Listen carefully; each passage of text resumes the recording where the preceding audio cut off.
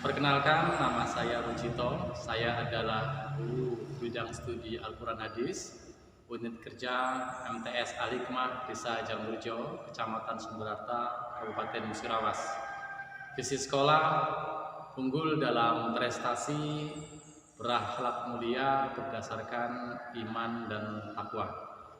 Sekaligus saya sebagai mahasiswa PPG dalam jabatan BENS 3 tahun 2022 dengan nomor mahasiswa PPG 2202114612 LPTK Universitas Islam Negeri Raden Patah Palembang yang mempunyai visi menjadi universitas berstandar nasional, berwawasan kebangsaan, dan berkarakter Islami. Pada hari ini Kamis tanggal 12 Januari 2023 pukul 08.00 waktu Indonesia bagian Barat, saya akan melaksanakan uji kinerja atau UKIN, praktek pembelajaran secara luring di sekolah saya MTS Al-Hikmah, Desa Jamburjo, Kecamatan Sumberarta, Kabupaten Musirawas.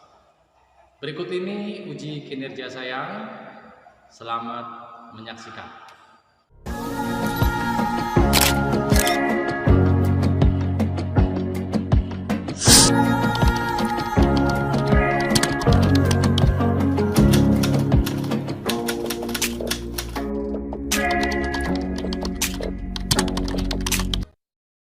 Tanggal 21 siap dimulai. Masing-masing pemimpin barisan menyiapkan barisannya.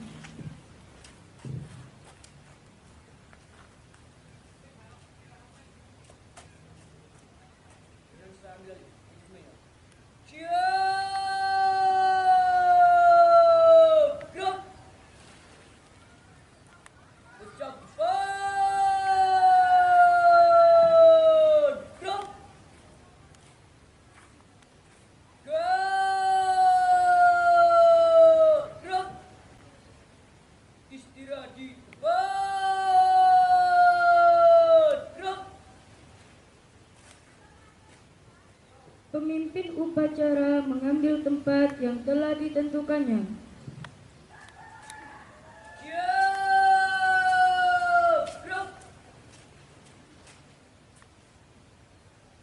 Penghormatan peserta upacara kepada pemimpin upacara.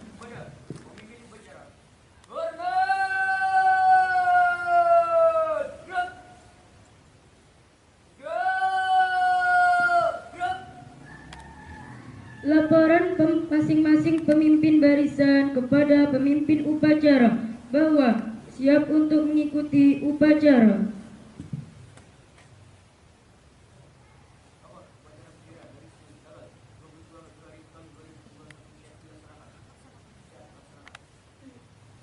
Penghormatan peserta upacara kepada pembina upacara.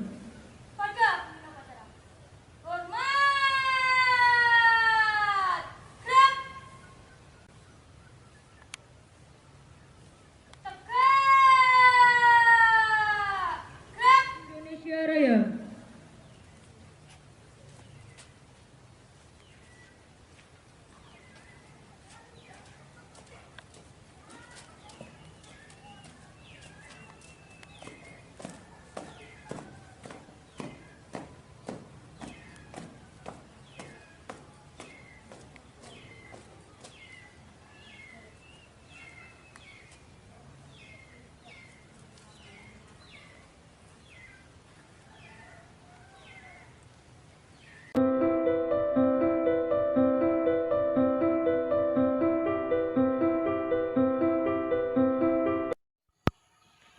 Silakan pada ketua kelas untuk memimpin doa.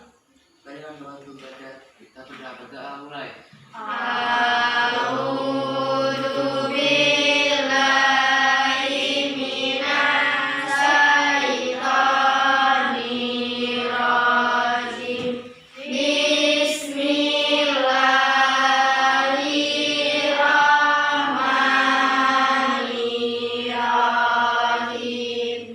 Rabbi zidni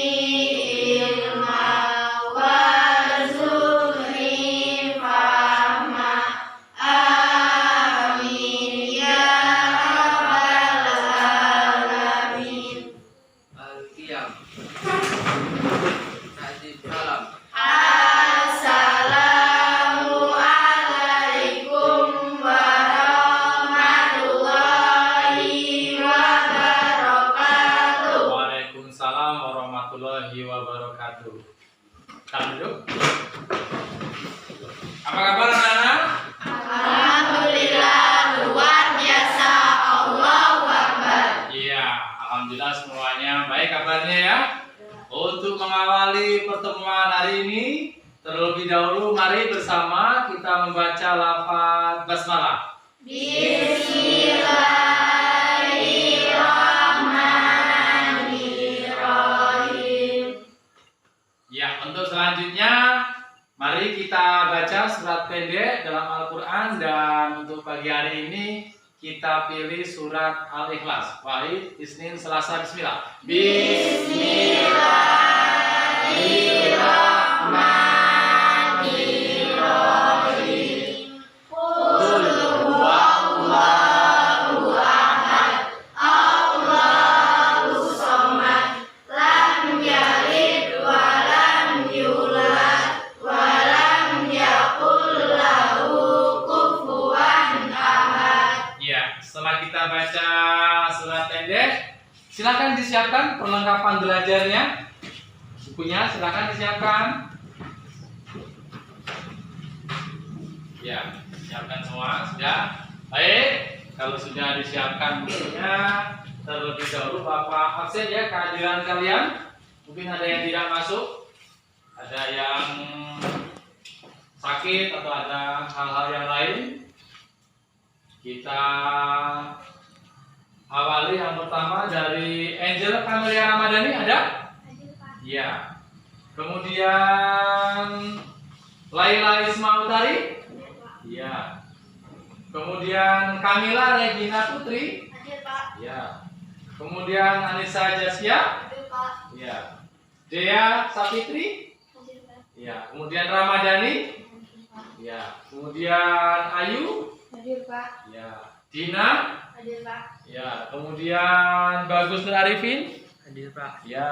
Kemudian Rusmadi? Hadir Pak. Iya. Dari semua ya, alhamdulillah ya, untuk hari ini hadir semua. Baik anak-anak, setelah kemarin kita sudah mempelajari hukum nun mati dan tanwin dalam surat Al-Ma'un. Kemarin sudah kita pelajari bahwa banyak materi-materi yang sudah kita dapat kemarin. Untuk hari ini tentunya kita akan masuk ke materi baru.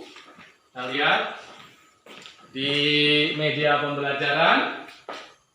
Materi kita adalah mempunyai tujuan yang pertama. Setelah membaca dan mempelajari surat Al-Ma'un, siswa mampu menunjukkan contoh bentuk tanggung jawab umat Islam kepada anak yatim, orang miskin, serta menjaga kewajiban sholat 5 waktu. Tujuan yang pertama. Kemudian yang kedua, setelah menggunakan metode diskusi, siswa dapat menjelaskan bentuk tanggung jawab umat Islam kepada orang miskin, kemudian anak yatim, dan menjaga sholat 5 waktu itu dapat dijelaskan. Kemudian yang ketiga, dengan mengamati dan mempraktekkan bacaan Quran Surat Al-Ma'un, diharapkan siswa mampu membaca Al-Quran dengan lebih baik. Baik ya, untuk selanjutnya di media pembelajaran kita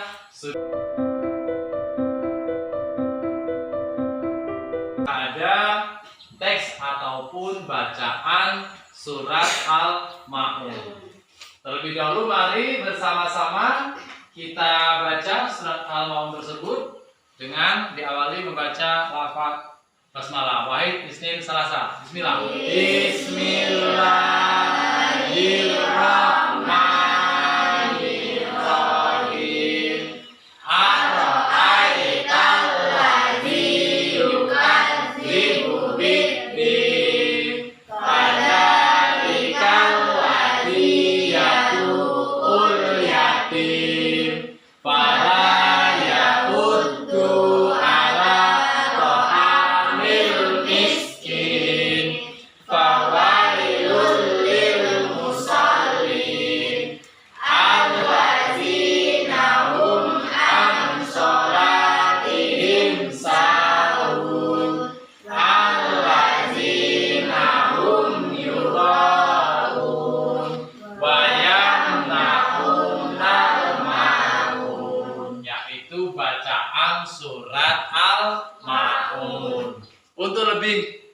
kita pahami isi kandungan dari surat Al-Maun tersebut, mari bersama-sama kita lihat arti dari surat Al-Maun ini. Nah, bahwa surat Al-Maun ini terdiri dari berapa ayat?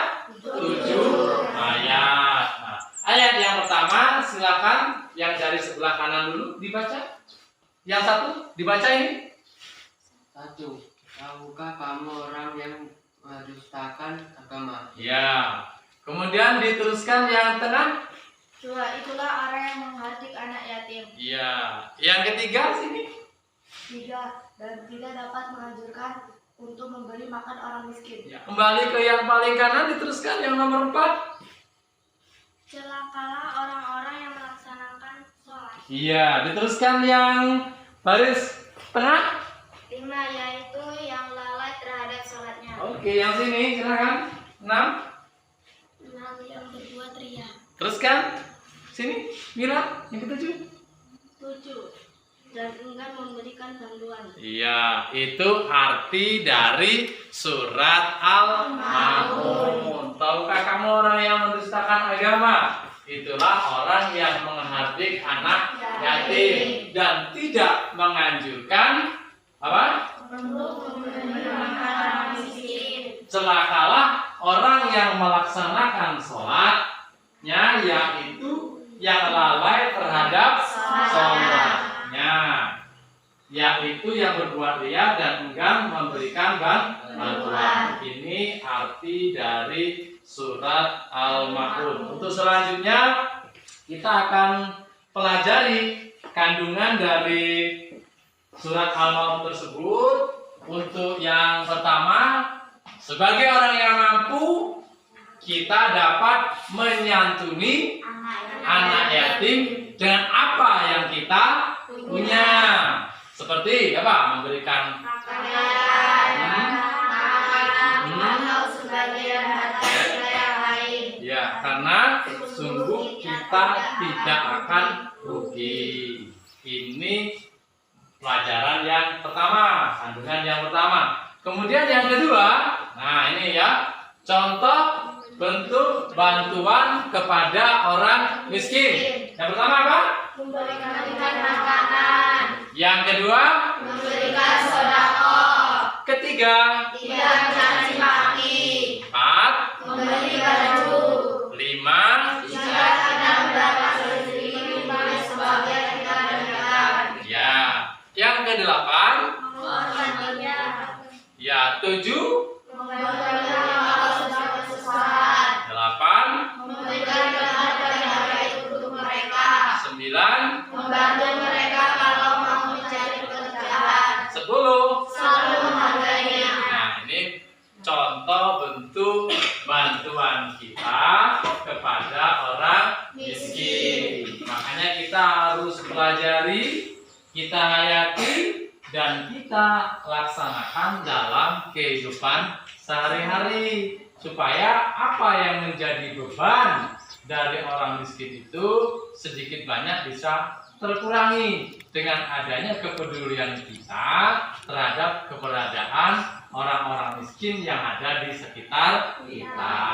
Ya, yang kedua. Kemudian yang ketiga, cara menjaga sholat 5 waktu. Apa yang pertama?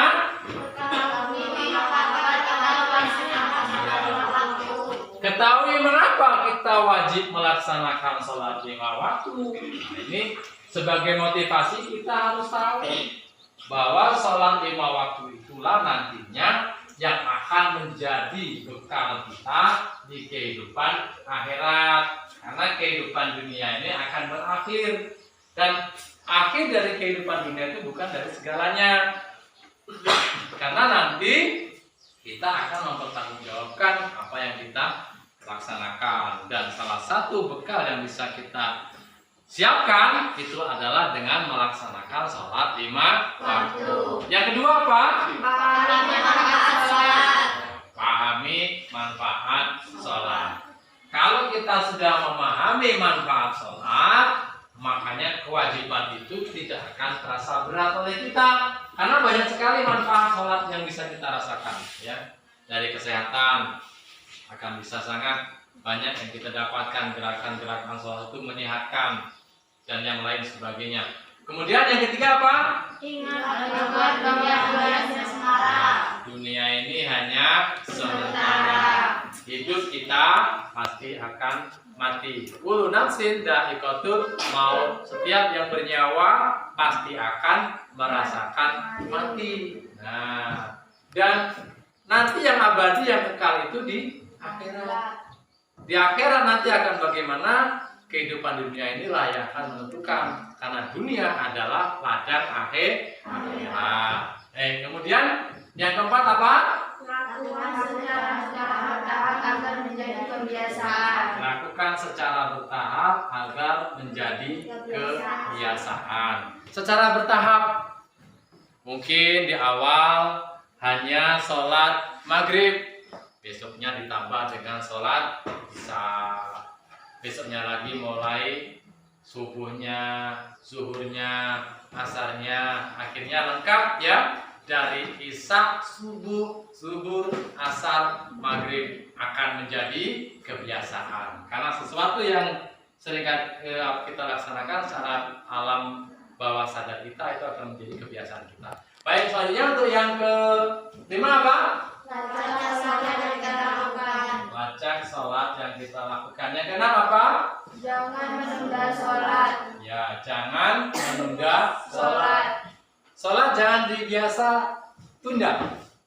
Sholat isya misalnya, waktunya panjang, santai-santai saja dulu, tidur-tidur dulu, akhirnya kebablasan. Habis waktu sholat isya lewat tidak melaksanakan sholat isya. Subuh juga begitu, pagi-pagi nanti saja, nontonnya sudah siang. Zuhur sibuk, asar repot, maghrib belum mandi. Nah, ini suka menunda-nunda waktu sholat. Itu jangan biasa kita lakukan. Kemudian yang tujuh apa? Berniat dengan tulus. Niat dengan tulus, ikhlas itu menjadi dasar kita untuk melaksanakan setiap amalan ibadah yang kita laksanakan.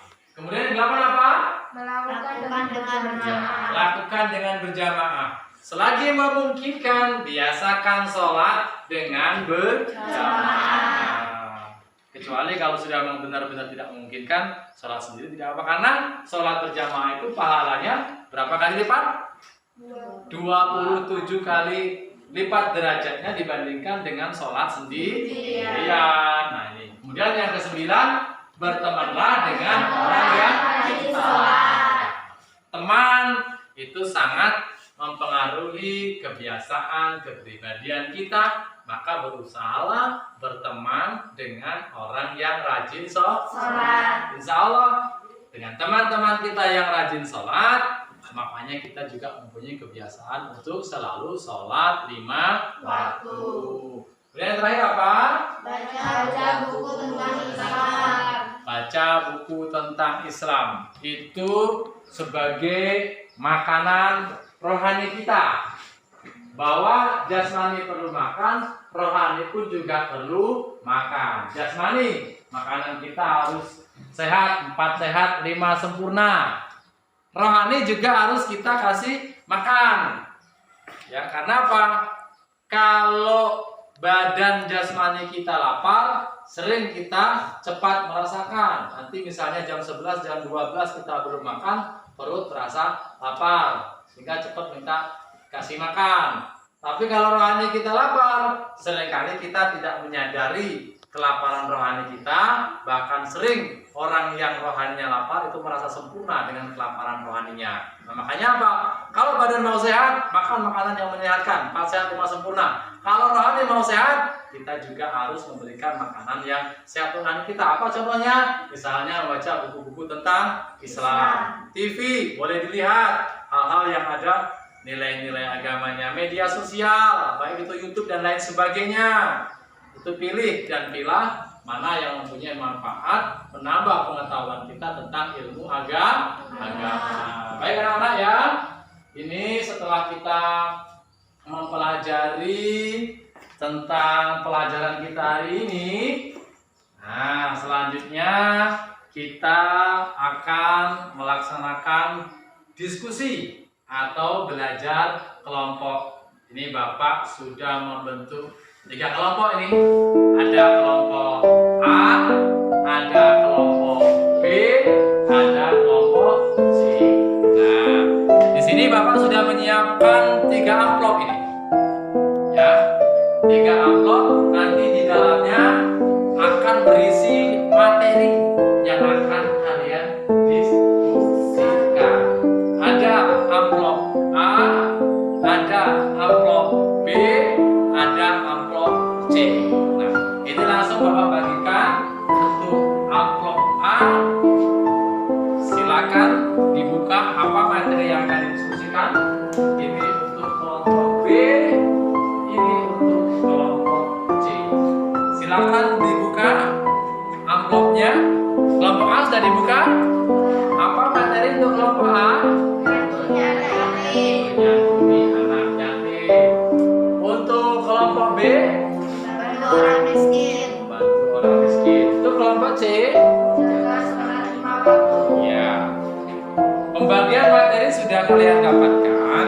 Ini Bapak tambahkan juga bahan untuk kalian diskusi. Silakan yang sudah dapat bahan didiskusikan. Silakan. Ya, silakan. Ini untuk kelompok B.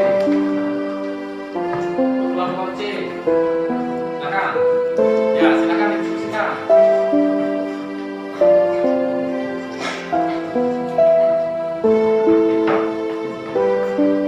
Silakan. Ya, silakan. Ya, silakan.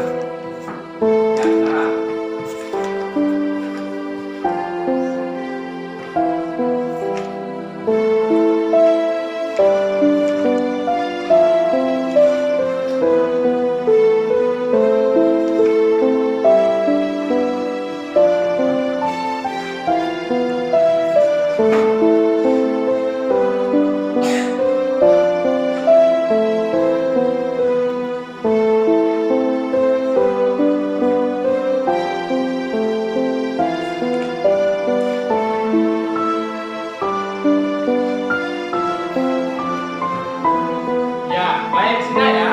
Ya, kalau sudah, silakan disiapkan hasil diskusinya untuk nantinya perwakilan dari setiap kelompok untuk membacakan atau mempresentasikan hasil diskusinya.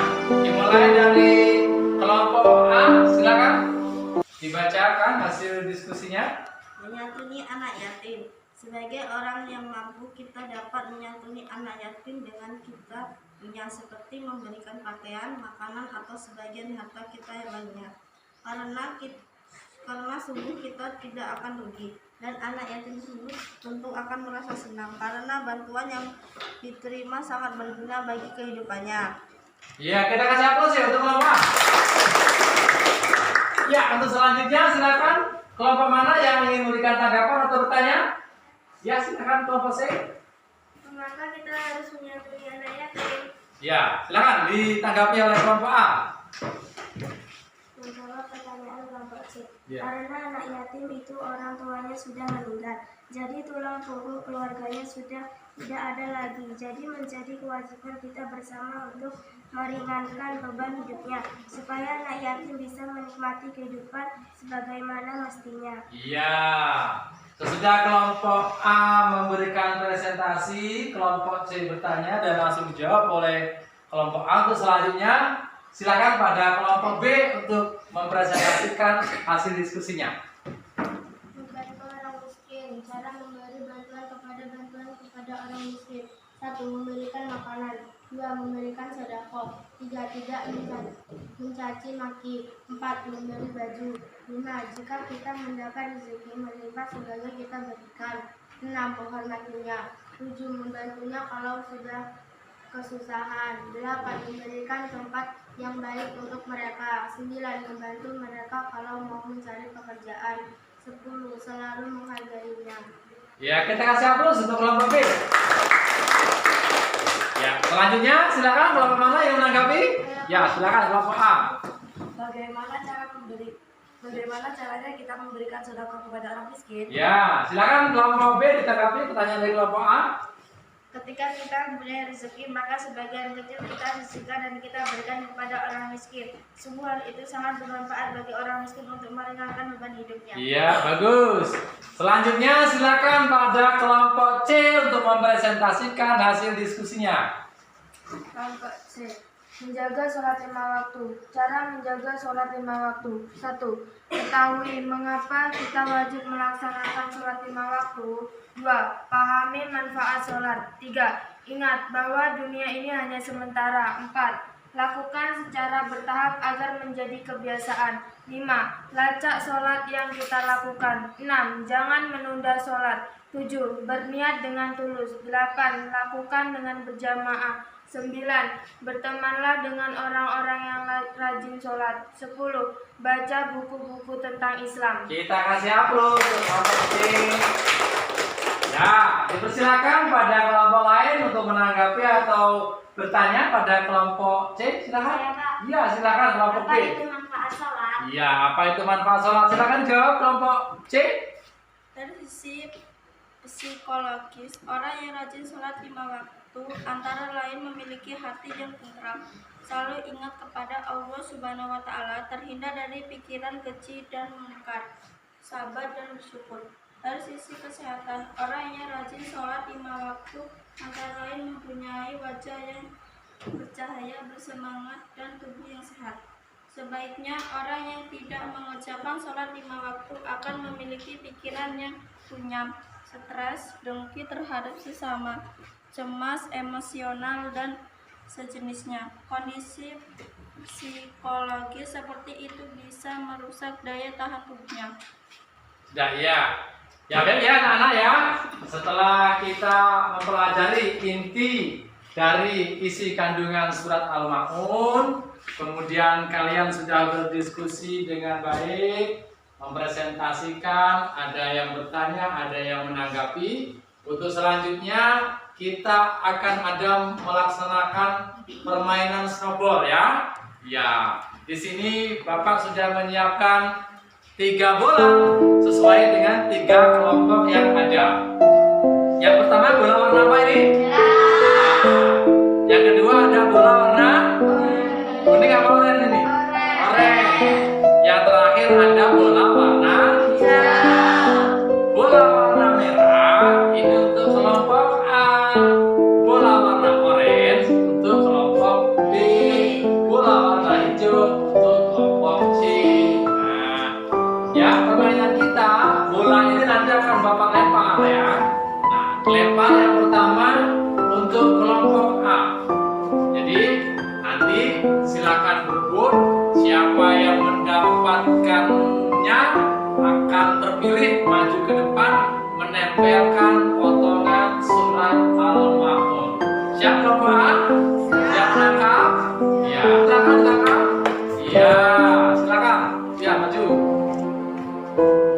Silakan ditempelkan, dipilih yang mana ya. Ya, pilih surat Al-Ma'un ayat yang pertama. Ya, silakan. Tempelkan di atas ya, biar nanti bisa teruskan yang bawah. Iya. Ya, bagus. Kita kasih tepuk tangan. Ya. Selanjutnya siap kita untuk kelompok B. Ya, bola kuning. Siap-siap. Bola dilempar untuk diperebutkan. Ya, yang mendapatkan nanti maju menempelkan potongan ayat berikutnya. Silakan bola lempar. Ya, silakan.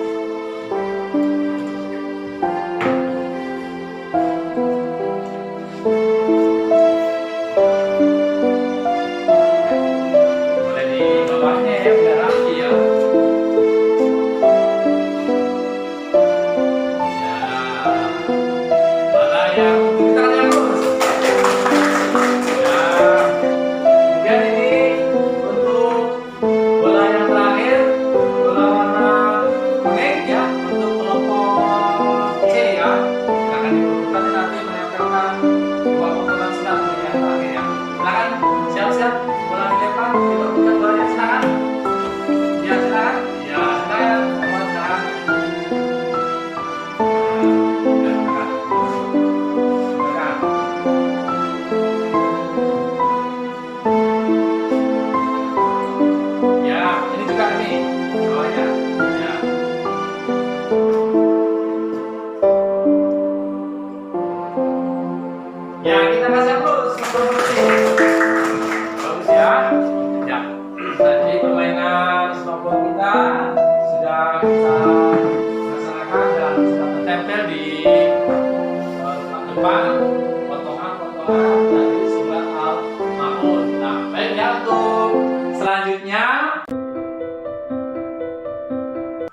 bersama-sama kita simpulkan pembelajaran kita hari ini dari mulai kelompok A. Silakan, bagaimana kesimpulannya? Ya. Kesimpulan isi kandungan surat Al-Maun mengajarkan kita untuk satu menyantuni anak yatim. Ya. Silakan untuk kelompok B. Bagaimana kesimpulannya? Kesimpulan isi kandungan surat Al-Maun mengajarkan kita untuk 2. Membantu orang miskin. Ya. Untuk kelompok selanjutnya silakan. Kesimpulan isi kandungan surat Al-Maun mengajarkan kita untuk menjaga sholat 5 waktu. Ya, itu kesimpulan dari materi kita hari ini, bahwa yang pertama isi kandungan surat Al-Maun mengajarkan kita untuk membantu anak yatim, orang miskin, dan menjaga sholat 5 waktu. Ini kesimpulan dari pembelajaran kita hari ini. Baik anak-anak sekalian ya, untuk selanjutnya ini Bapak akan memberikan lembar kerja peserta didik. Ada tugas-tugas soal, ini Bapak bagikan. Untuk yang sudah dapat silahkan langsung dikerjakan ya, lembar soalnya. Akan dikerjakan ya.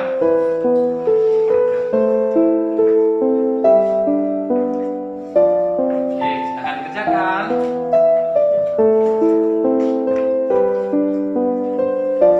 Ya, silahkan dikerjakan anak.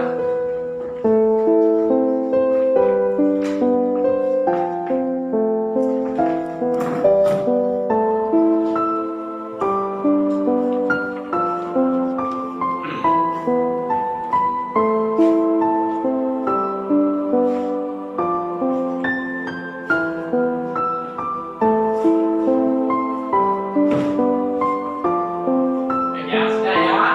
Silakan dikumpulkan satu kelompoknya, dikumpulkan jadi satu, silakan. Ya, silakan kumpulkan jadi satu.